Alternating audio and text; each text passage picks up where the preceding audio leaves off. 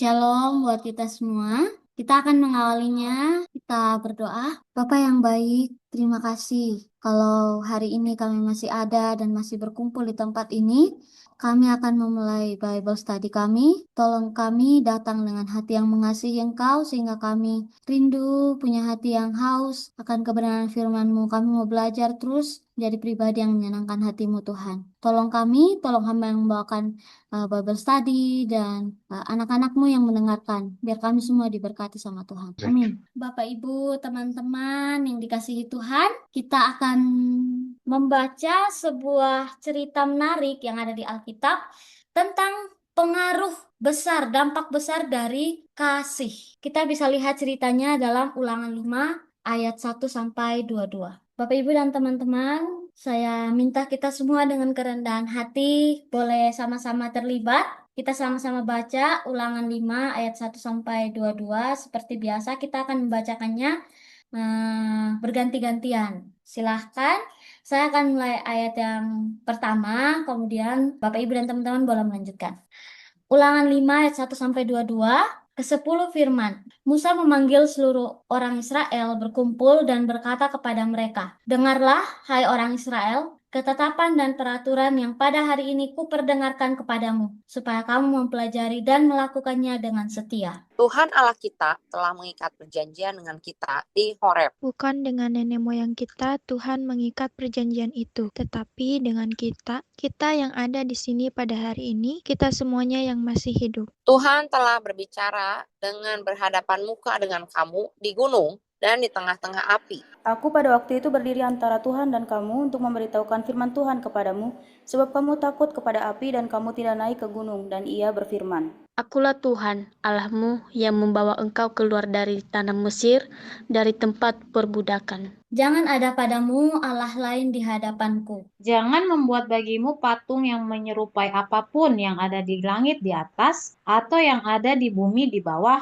atau yang ada di dalam air di bawah bumi. Jangan sujud menyembah kepadanya atau beribadah kepadanya, sebab aku, Tuhan Allahmu, adalah Allah yang cemburu, yang membalaskan kesalahan bapa kepada anak-anaknya, dan kepada keturunan yang ketiga dan keempat, dari orang-orang yang membenci aku. Tetapi aku menunjukkan kasih setia kepada beribu-ribu orang, yaitu mereka yang mengasihi aku dan yang berpegang pada perintah-perintahku. Jangan menyebut nama Tuhan Allahmu dengan sembarangan, sebab Tuhan akan memandang bersalah orang yang menyebut namanya dengan sembarangan. Tetaplah ingat dan kuduskanlah hari Sabat, seperti yang diperintahkan kepadamu oleh Tuhan Allahmu. 6 hari lamanya engkau akan bekerja dan melakukan segala pekerjaanmu. Tetapi hari ke-7 adalah hari Sabat Tuhan Allahmu, maka jangan melakukan sesuatu pekerjaan engkau atau anakmu laki-laki, atau anakmu perempuan, atau hambamu laki-laki, atau hambamu perempuan, atau lembumu, atau keledaimu, atau hewanmu yang manapun, atau orang asing yang di tempat kediamanmu, supaya hambamu laki-laki dan hambamu perempuan berhenti seperti engkau juga. Sebab haruslah kau ingat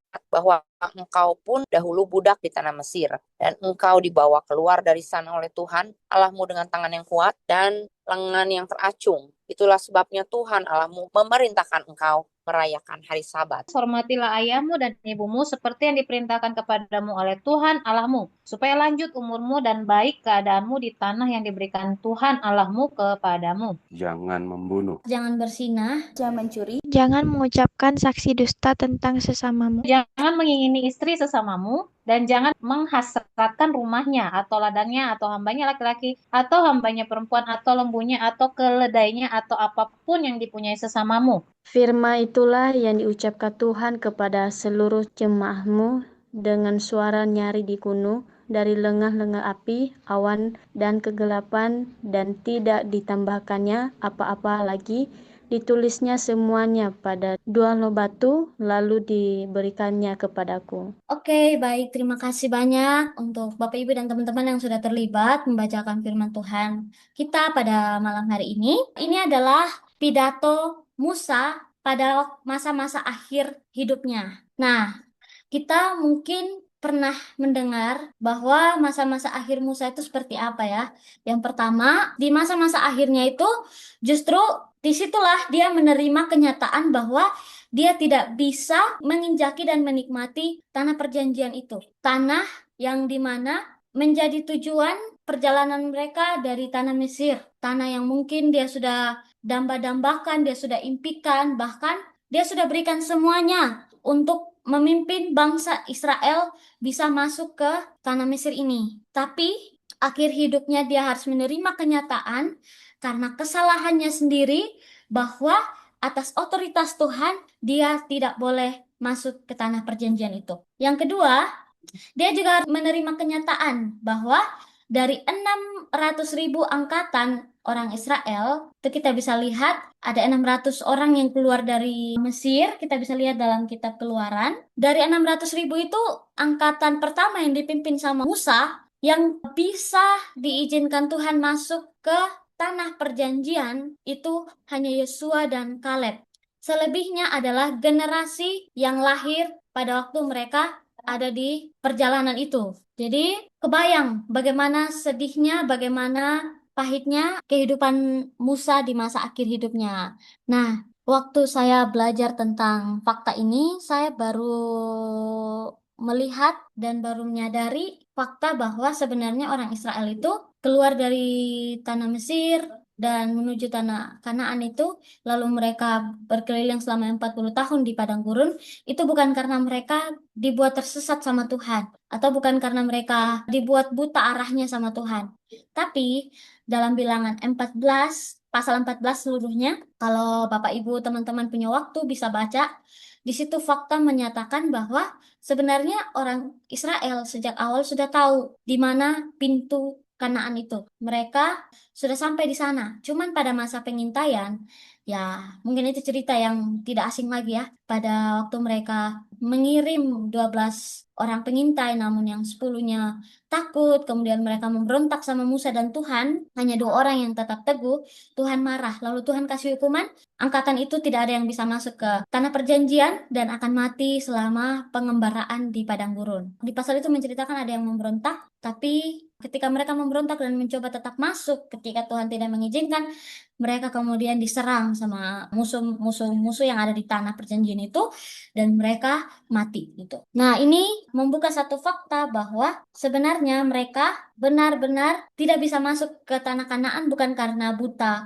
arah, tapi karena Tuhan mengizinkan itu terjadi sebagai hukuman mereka yang tidak takut sama Tuhan. Dan kebayang betapa pahitnya hidup mereka, betapa pahitnya Musa sendiri dalam masa akhir ini. Tuh. Nah, Musa mengawali pidatonya dengan menggunakan kata dengarlah. Kalau kita lihat, dengarlah ini Shema, itu bukan sekedar dengar dengan telinga. Karena dalam budaya Ibrani, mendengar itu berarti melakukan apa yang didengar. Dan mendengar tanpa melakukan itu sama dengan tidak mendengar sama sekali. Nah, jadi sudah jelas ketika Musa bilang, dengarlah hai orang Israel, dia sedang menyatakan, dengarlah dan siap untuk lakukan apa yang dia ingin sampaikan. Ini adalah awal dari pidatonya. Dan saya mau sampaikan, ini konteksnya, Musa sedang berbicara kepada generasi penerus, generasi muda yang lahir selama pengembaraan mereka. Dan itulah sebabnya kitab Ulangan ini berisi Musa mengulang kembali apa yang sudah mereka alami supaya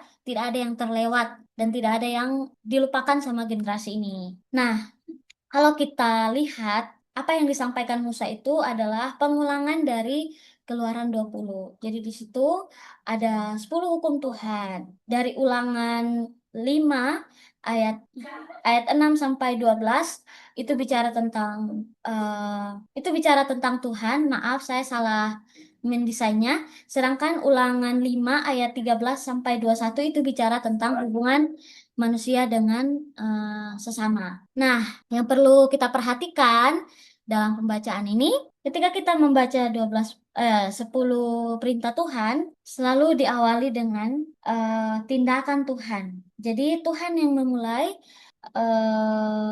kita bisa lihat ayat 6 itu tuh, akulah Tuhan Allahmu yang membawa engkau keluar dari tanah Mesir, dari tempat perbudakan. Jadi tindakan awal itu dilakukan sama Tuhan. Dan manusia merespon apa yang menjadi tindakan Tuhan. Tuhan membebaskan orang Israel dari tanah Mesir, dan responnya orang Israel harus mengakui bahwa Tuhan itu adalah Tuhan mereka. Makanya dia bilang, akulah Tuhan. Dan selalu setiap komunikasi yang terjadi itu selalu dimulai dengan Tuhan. Mulai daripada waktu manusia jatuh dalam dosa, itu Tuhan yang mulai berkomunikasi dengan Adam, kemudian Abraham, kemudian selanjutnya selalu Tuhan yang memulai. Nah, jadi sebenarnya ini menunjukkan identitas kekristenan kita ya. Kita unik di tengah orang-orang penganut kepercayaan lain, penganut bangsa lain,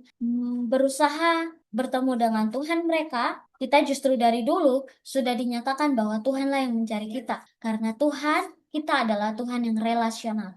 Tuhan yang mau berkomunikasi dengan kita. Bahkan apa yang Tuhan mau sampaikan melalui firman Tuhan pada malam hari ini pun, melalui pidato Musa ini, itu juga tentang relasi. Bagaimana relasi kita dengan Tuhan dan relasi kita dengan sesama.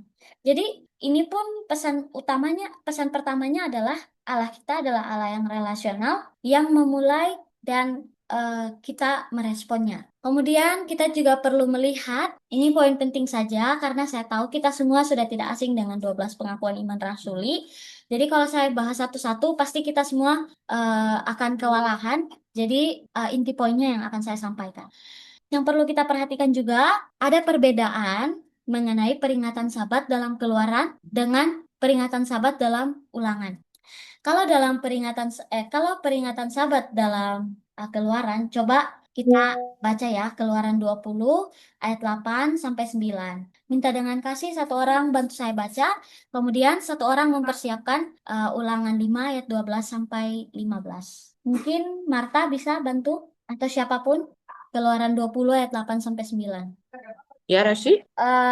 Tadinya mau minta baca, tapi karena sepertinya tidak ada yang bersedia, jadi saya akan bacakan. Keluaran Ada yang mau 20, baca nggak nih guys? Kasihan Rasi nih. Keluaran 20 ayat 8 sampai 9. Ingatlah dan kuduskanlah hari Sabat. 6 hari lamanya engkau akan bekerja dan melakukan segala pekerjaanmu.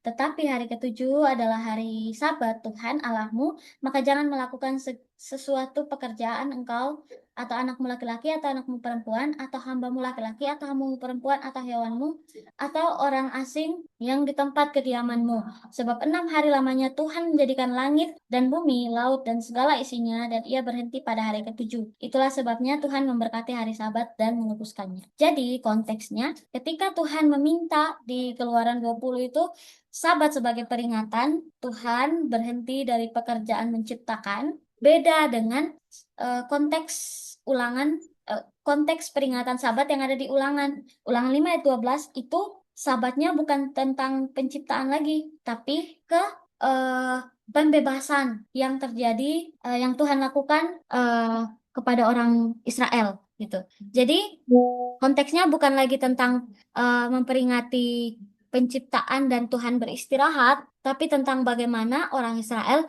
dibebaskan. Jadi hari Sabat itu perayaan pembebasan gitu ya.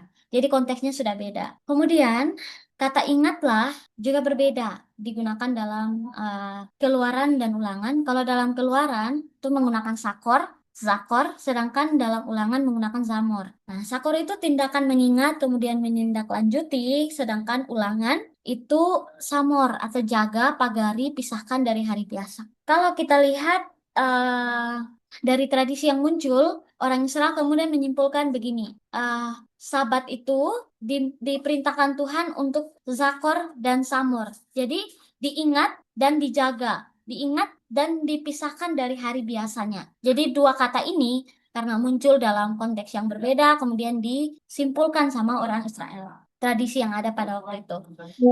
Nah, ini intinya. 10 hukum Tuhan adalah ketetapan Allah mengenai bagaimana manusia berelasi.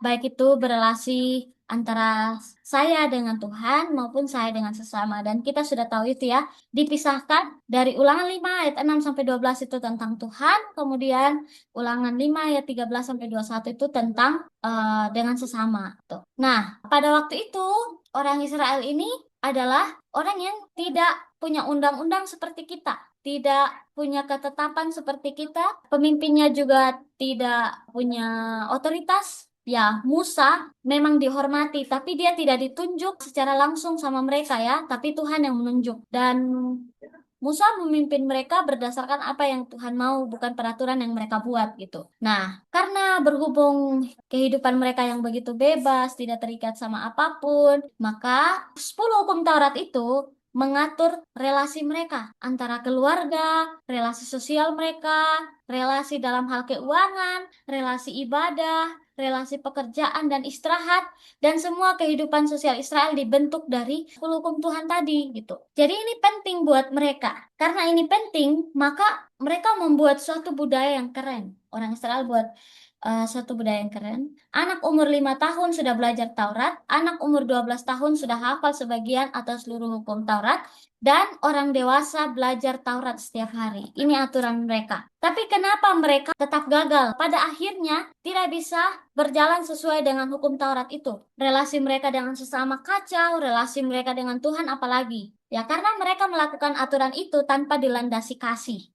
Karena itu mereka terus jatuh.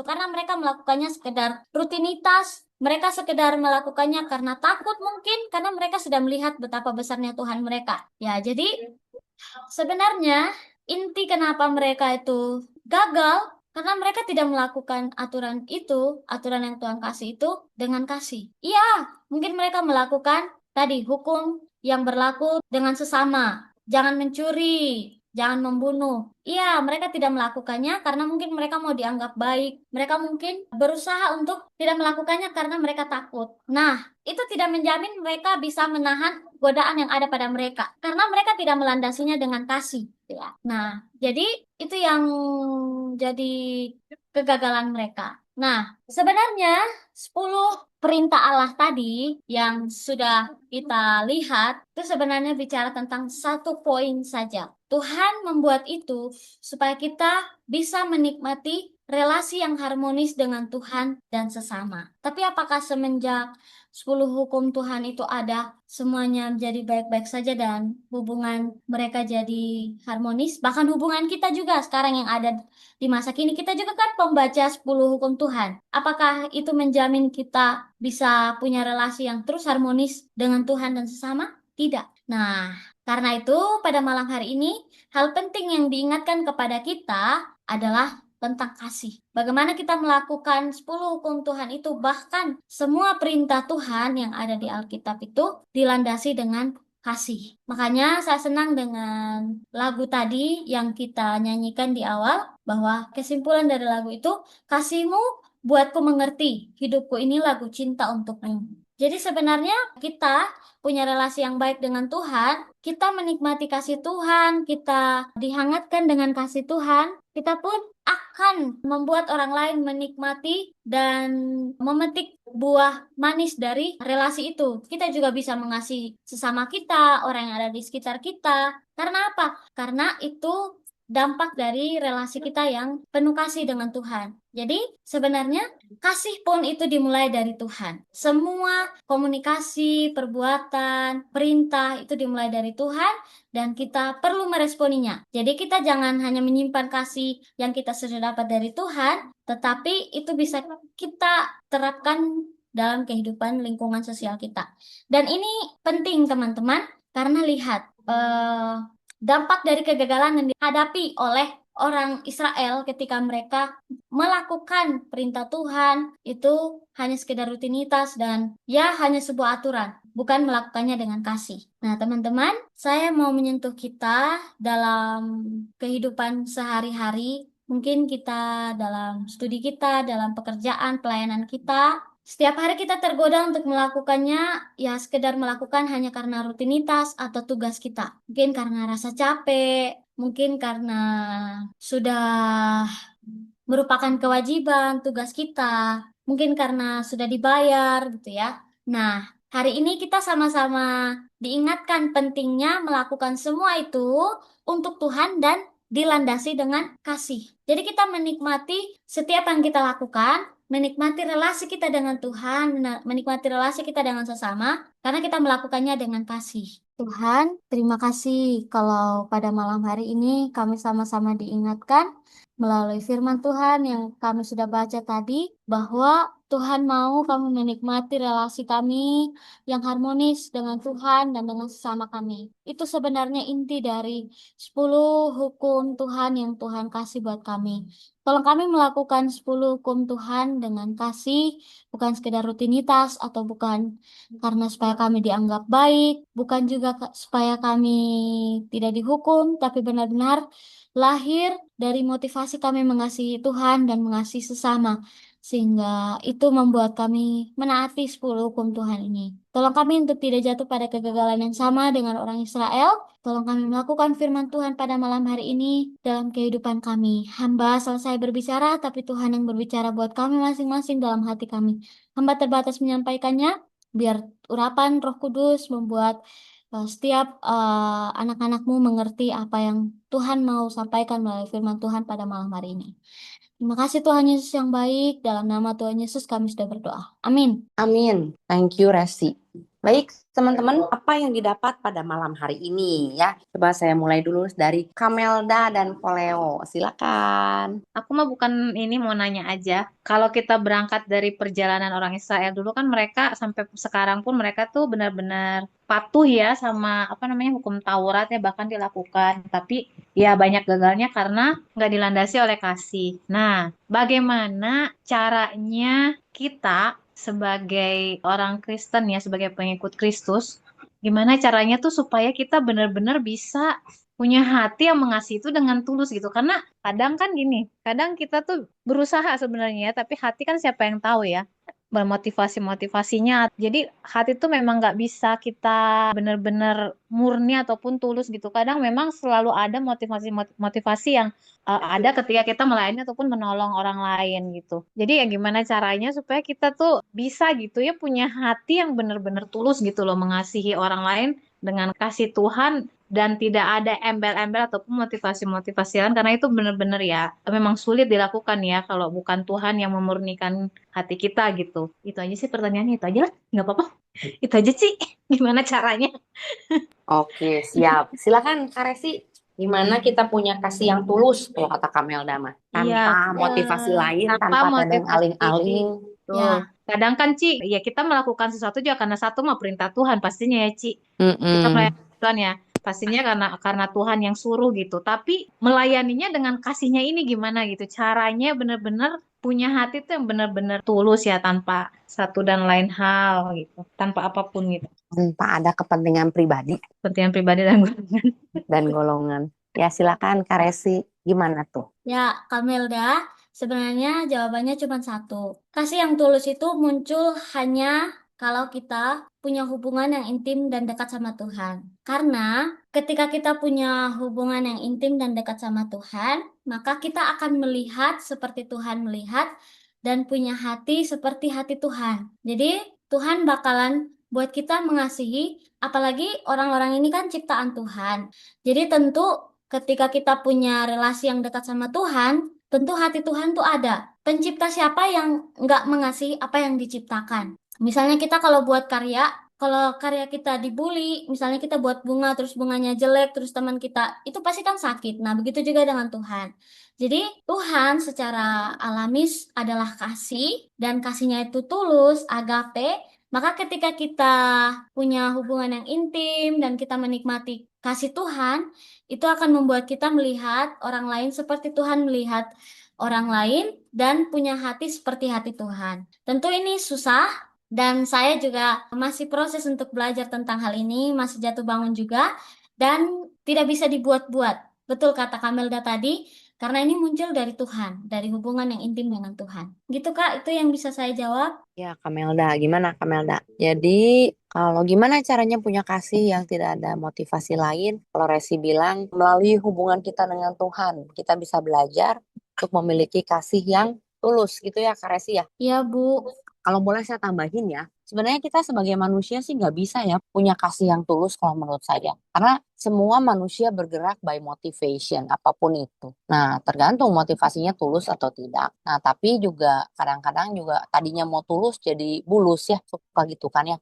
Bahkan pindahnya pun kita suka tidak sadar. Terus apa dong yang mau kita lakukan? Yang kita lakukan hanya bisa mungkin berserah kepada Tuhan dan minta kekuatan dari Roh Kudus. Karena kalau kita pakai kekuatan kita sendiri terus kita bisa jadi tulus, kita tahu dari mana kan?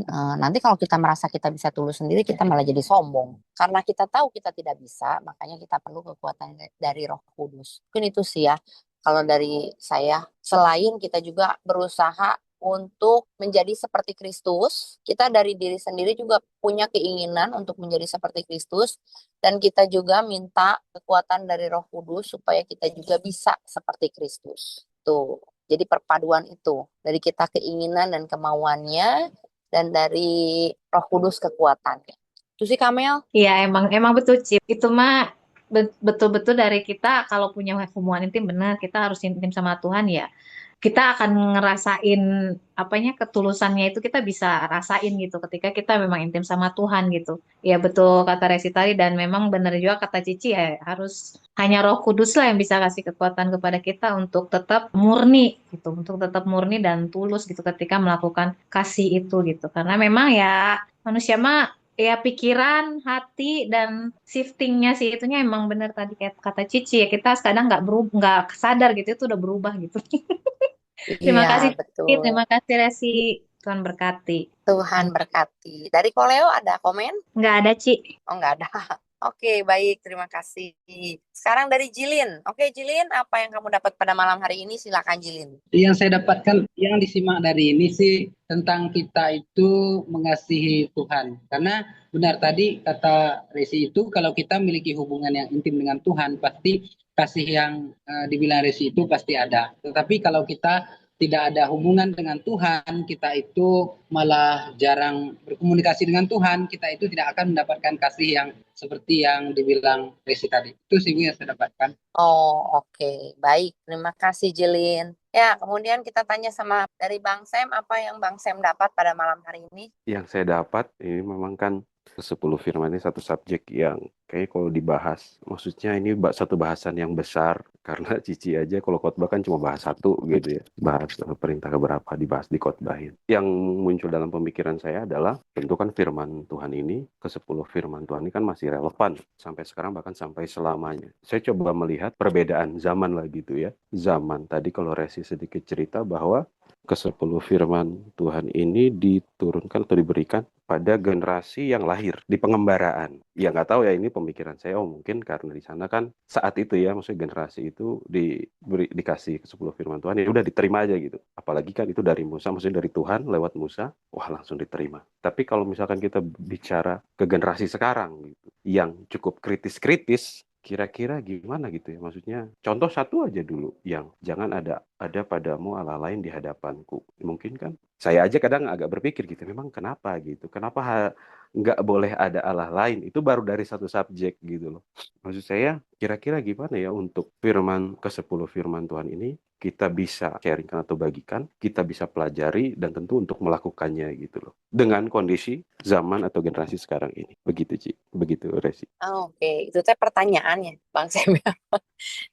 Bagaimana kita bisa mengimplementasikan firman Allah, terutama 10 perintah Allah ini dalam kehidupan kita di zaman ini gitu ya. Di mana kondisi sekarang kan kritis-kritis gitu, maksudnya generasi orangnya gitu loh. Apakah firman Tuhan itu, apalagi kan ini kan larangan-larangan gitu kan, kesannya kalau udah denger larangan tuh kayak emang kenapa gitu, emang kenapa kok jangan gitu loh maksudnya. Kira-kira gimana gitu kiat-kiat kita bisa menerimanya atau kita bisa membagi dan orang mau terima dan kita bisa melakukannya lah, intinya begitu dengan kekritisan generasi sekarang ini. Oke, nah gimana itu sih kira-kira dengan generasi Z dan generasi Alpha, terutama nanti Beta ya, yang kritis-kritis dan berani bertanya, seperti tadi pertanyaan Bang Sam, gimana nih cara kita mengimplementasikan firman Tuhan? Salah satu contohnya adalah yang ini, ke-10 perintah Tuhan ini. Mungkin Karesi kan generasi Z, jadi boleh dibantu Karesi. Kalau dari saya sih, nanti Ibu boleh tambahin ya Bu. Kalau dari saya, semua generasi itu sebenarnya relate dengan 10 hukum Tuhan dan semua perintah Tuhan itu, asalkan setiap generasi dilatih sejak awal untuk tunduk sama Tuhan, tunduk sama satu pribadi itu Tuhan, gitu ya. Jadi kalau misalnya generasi itu tidak dibantu untuk tunduk sama Tuhan dan bahkan kekritisan atau akalnya lebih tinggi, maka itu akan susah sih untuk 10 hukum Tuhan itu bisa nyambung ke akal mereka gitu. Kalau kita lihat pada kenyataannya seberusaha apapun. Tapi mungkin ada caranya.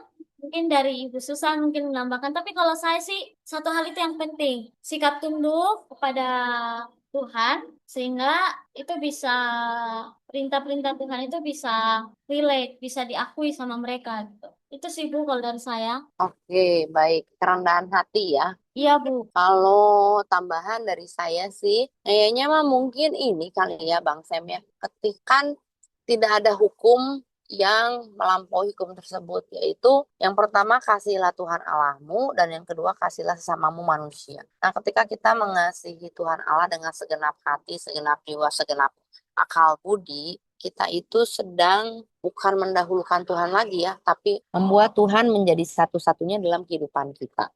Nah, jadi kalau misalnya ditanya bagaimana cara kita mengimplementasikannya, ketika ada kasih di dalam diri kita, ya, mungkin seperti yang tadi Kamelda bilang, kasih yang tulus, kasih kepada Tuhan dan kasih kepada sesama. Yang kita tahu juga itu adalah kekuatan Roh Kudus, tapi Tuhan mau keinginan itu muncul dari kita. Nah, maka semua firman Tuhan bisa relate dalam kehidupan kita. Karena kan Tuhan Yesus berkata bahwa perintah yang kuberikan itu tidak berat. Kenapa? Karena kita menanggungnya bersama. Kalau Bang Sam ingat ilustrasi tentang kerbau membajak sawah, kan di atas pundaknya tuh ada kuk. Nah, itu tuh kan kuknya tuh di berdua tuh dengan kerbau yang satu lagi. Jadi kedua-duanya itu sama-sama menanggung beban. Nah, kalau dianalogikan seperti itu, Tuhan Yesus itu menanggung beban yang sama dengan kita. Makanya waktu Tuhan bilang, kuk yang kuberikan itu tidak sulit, tetapi ringan, karena kita menanggungnya bersama Tuhan. Sehingga bisa kita bilang bahwa perintah Tuhan itu kan sama dengan kuk ya, mengikat kita atau mengatur kita untuk tidak keluar dari jalur. Nah, ketika kita menanggungnya bersama Tuhan, at least kita tahu bahwa kita menanggungnya bersama Tuhan, maka itu akan menjadi relate. Dan yang kedua, supaya itu jadi tidak berat, apalagi untuk anak-anak yang sekarang kritis, ya kita tetap perlu hati yang mengasihi Tuhan. Kenapa sih orang teh kritis? Orang tuh kritis kadang satu, memang penasaran untuk mencari tahu.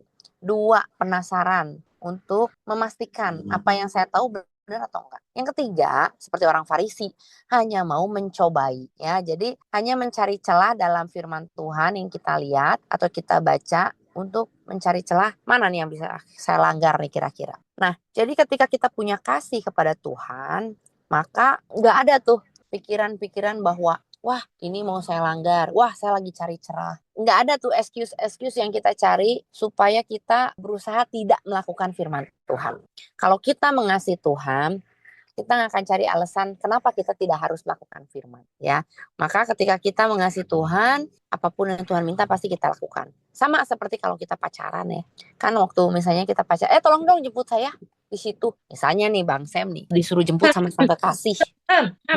Amin gitu ya, Kamelda udah langsung amin. Kan Bang Sam nggak akan nanya kan sama kekasih, kenapa harus saya yang jemput? Kan babang Grab juga banyak. Kan nggak akan juga nanya kan, kenapa harus saya yang jemput? Ini hujan, nanti kalau saya sakit terus gimana? Kenapa harus saya yang jemput? Emang kamu nggak bisa pulang sendiri? Kan nggak gitu ya. Waktu kita pacaran, waktu kita mengasihi pacar kita, we want do anything for her, right? And also we want to we always want to be there for her ya, without any reason loh, bener nggak? Pokoknya mah pengen aja, walaupun mau ngapain malam-malam ke sana, pengen aja, pengen ketemu, udah kangen, udah sayang, udah rindu, udah yang lain gitu. Nah, jadi menurut saya kalau kita mengasihi Tuhan, sebenarnya tidak ada alasan untuk mempertanyakan kenapa perintah itu diberikan. Jadi sama seperti ketika kita mengasihi seseorang, kita nggak akan pernah bertanya kepada dia, kenapa saya harus menjemput dia? Kenapa saya harus bertanya apakah dia sudah makan atau tidak? Kenapa saya harus peduli dengan dia? Kenapa ini, kenapa itu? Enggak. Tetapi ketika kita mengasihi seseorang, kita akan melakukannya ya, dengan tulus tanpa diminta. Bahkan ketika tidak diminta pun kita akan, ayo sini saya jemput, jauh loh, gak apa-apa, ke ujung dunia juga saya samperin. Nah, begitulah cerita. Mungkin itu kali kira-kira jawaban saya, Bang Sam dan Karesi. Apakah cukup masuk akal atau kurang? Silakan tanggapannya. Berarti tadi yang tanggapan pertama dari Resi itu terkait apa tadi? Kepatuhan ya? Kepatuhan ya? Apa tadi ya? Kalau yang dari Cici kerendahan hati dan hati yang mengasihi Tuhan gitu maksudnya Ci ya. Iya, dari Karesi, kerendahan hati membuat kita patuh kepada Tuhan. Saya mah tambahin hati yang mengasihi membuat kita melakukan firman tanpa bertanya. Mungkin itu kali ya. Ya, dua itu ya, Karesi ya. Hati yang mengasihi. Itu Om Tiswan, silakan. Betul. Oh iya. Oke Ci. Baik ya, siap. Terima kasih Resi, terima kasih Ci.